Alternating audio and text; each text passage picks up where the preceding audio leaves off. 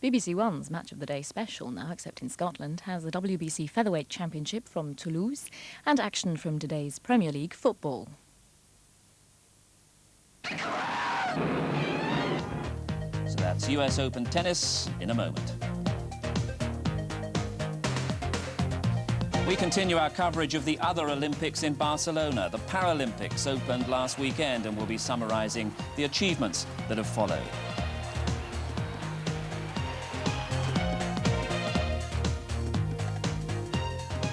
The NHL follow the NFL to Wembley, the Montreal Canadiens against the Chicago Blackhawks, the speed, the power and passion of North America's National Hockey League.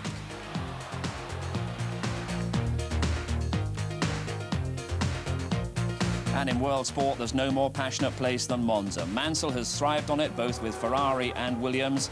At 1:45, the Italian Grand Prix. Is it going to be one of the last Formula One races for Nigel Mansell?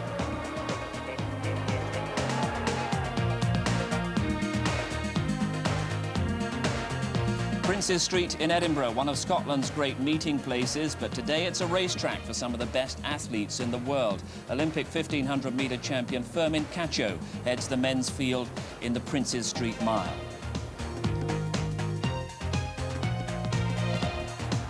There's another big race at Leopardstown, the Irish Champion Stakes at 4:30. The Irish Derby winner Saint-Jovite once again against the Epsom Derby winner Dr. Devious.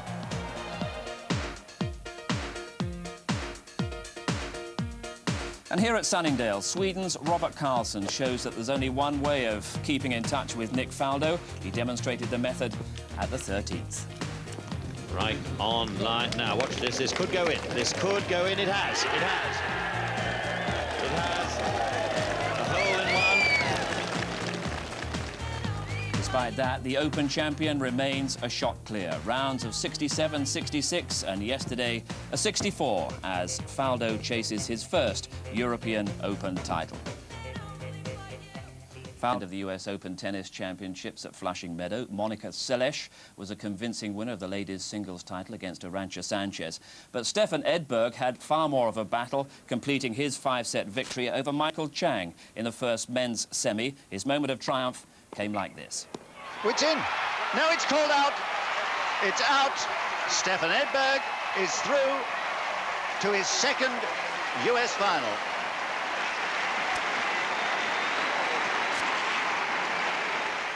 Five hours, 26 minutes, the longest match in Grand Slam history. Edberg through 6-7, 7-5, 7-6, 5-7, 6-4. So he would play either the former champion Pete Sampras or the world #1 Jim Courier, who met in the second semi-final. Sampras took the first set 6-1, Courier the second 6-3. Sampras went ahead again 6-2 in the third. So we join it, Sampras leading 2-1. Courier is serving 3-1 down. The commentators are Mark Cox and David Mercer.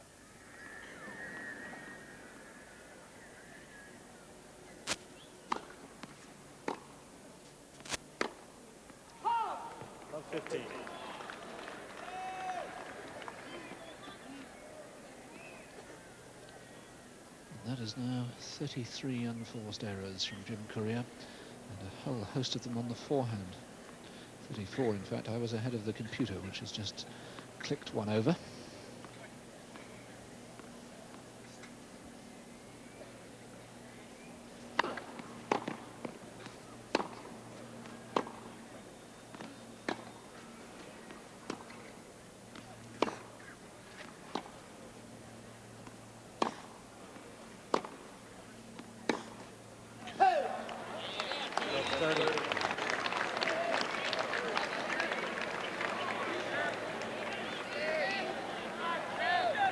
Well, you really cannot see any way back for Courier if he were to go 2 breaks down and 4-1 down. He has to hold serve here.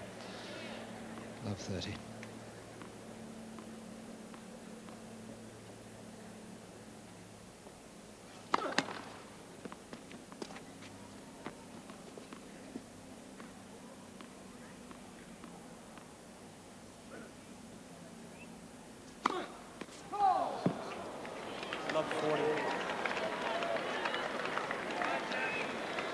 There is never a good time to serve a double fault. that there could hardly be a worse time than that one. In effect, one feels these are 3 match points.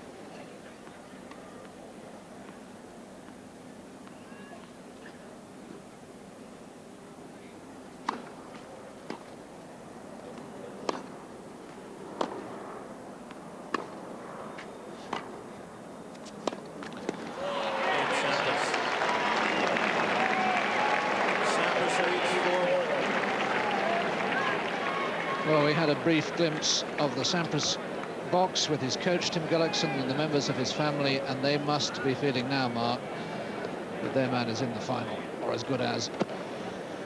Yes, it's hard to see the match turning because Courier is not getting his game into shape. He's continuing to make the same mistakes that he was making at the beginning of the match, and his forehand hitting the top of the net, just missing the lines with his aggressive ground strokes. Difficult to know what one would recommend that he should do in these circumstances.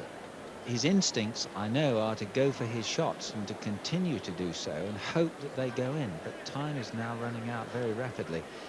And it's the man who's being the more patient of the two is Sampras, and he's the one who has the greater range of shot. He's the one who normally would be the creator, the initiator, and quite the contrary, he's just there waiting, allowing Courier to make the mistake. Yes, I think my old coach, John Crook from Shrewsbury, would be saying, "Rule 1, David, put and keep the ball in play and make him win the points. At least don't give him the match." And frankly, so strangely, having played himself in, he's just handed the match to Sampras on a plate. Well, even in this set, he's had 2 chances, love 30 on Sampras's serve, and he's not been able to capitalise. And of course, that's just a measure of his lack of confidence. And of course, these two have come through American tennis together as rivals and contemporaries. Other pressures come to bear in these sort of situations, and I suspect that's happening right now. And here we have Sampras serving 4-1, 2 sets to 1. His 4th set. Please take your seats, players away.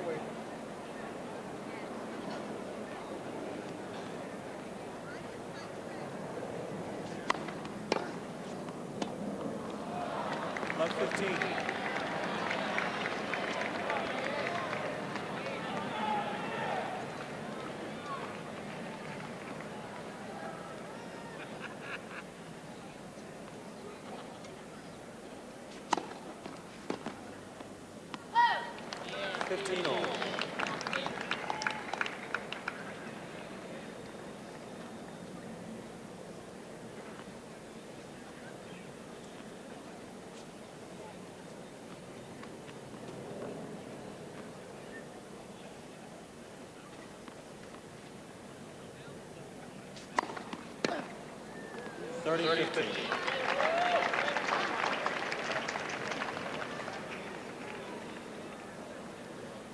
And although I would never ever write Jim Courier off, there's a feeling of almost inevitability about the outcome now.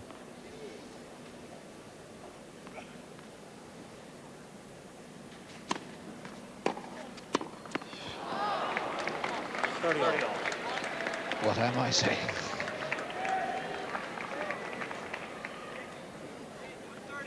Putting the kibosh on Sampras immediately.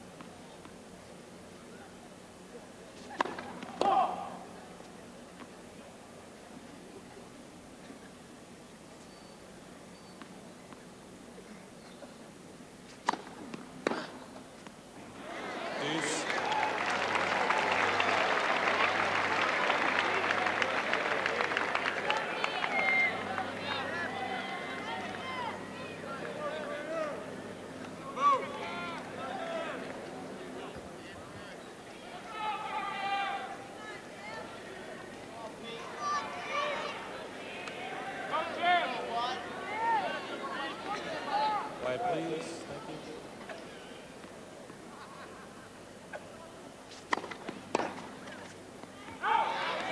Admitted Sampras.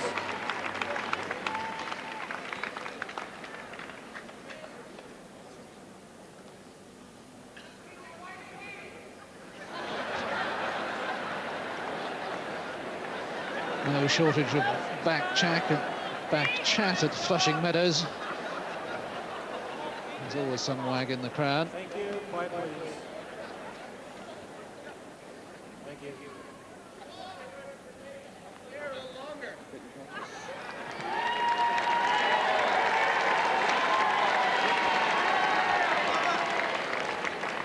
I think he was suggesting they wanted a little longer.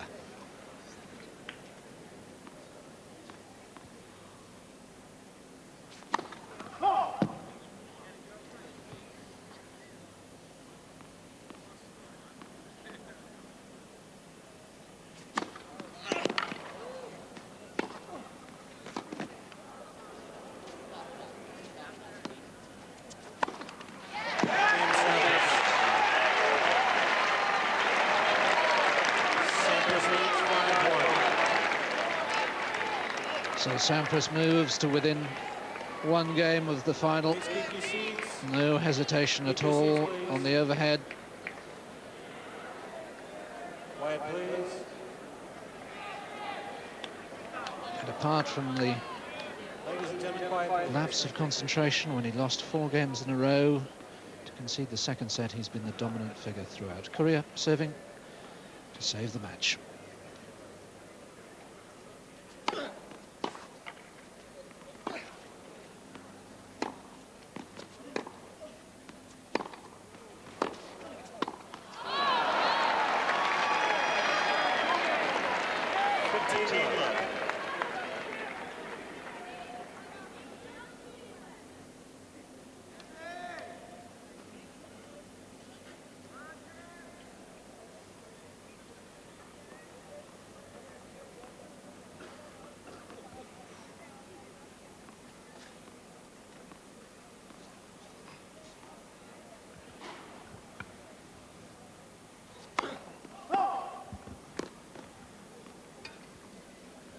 Just wondering whether Pete Sampras has got a bit of stomach cramp or something like that, doubling up. Well, this would be an extraordinary story if something was wrong with him. I'll be hoping for a few more of those, but I just wonder, maybe on that overhead he pulled a stomach muscle? And sincerely hopes not, because not only might it affect this match, but if Sampras were to win, it might affect the final. But we are speculating.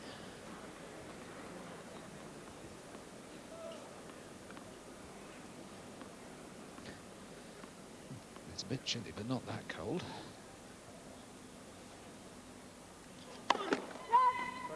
Mark's got his sweater on, he's all right.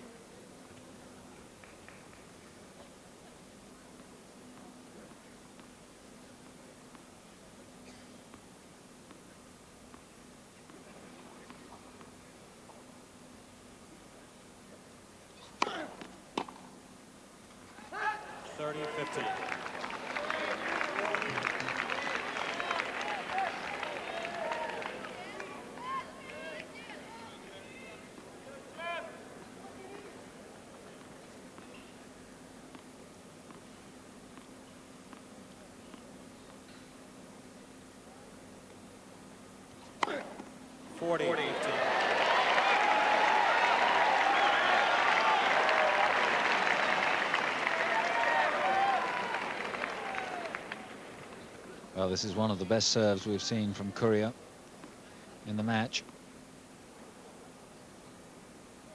And there's another.